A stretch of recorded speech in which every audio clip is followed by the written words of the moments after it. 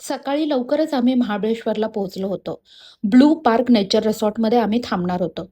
Resort खूपच सुंदर होतं. आजूबाजूचा परिसरसुद्धा खूप सुंदर होता.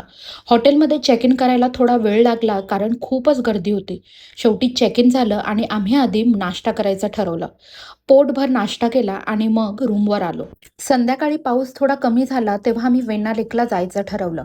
वेण्णा लेकडे जाणारा रस्ता खरंच स्वर्गासारखा वाटत होता. रस्त्याच्या दोन्ही बाजूला हिरवळ, धुकं आणि रिमझिम पाऊस. वेण्णा लेकला पोहोचलो तरी तिथेही थोडा पाऊस सुरूच होता.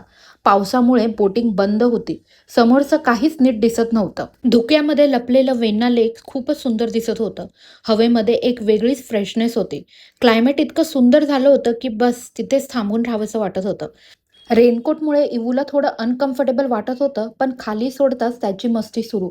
तो आपला स्वतःच्याच दुनियेत फिरत होता. आणि पाऊस म्हटलं की माझा मोह काही आवरत नाही. शेवटी मी सुद्धा पावसात भिजून घेतलं. पावसाळ्यामध्ये गरम-गरम भाजलेला मका खाण्याची मजा काही औरच आहे. मस्त कोसळणारा पाऊस, आजूबाजूचं हिरवं वातावरण आणि ते शांत झालेलं क्लायमेट या सगळ्यामुळे मन खूप शांत झालं होतं. काही स्पेशल केलं नाही, फक्त पाऊस अनुभवला, इवूची मस्ती बघितली आणि त्या क्षणात जगलो. कधी-कधी आपल्याला काही मोठं नको असतं.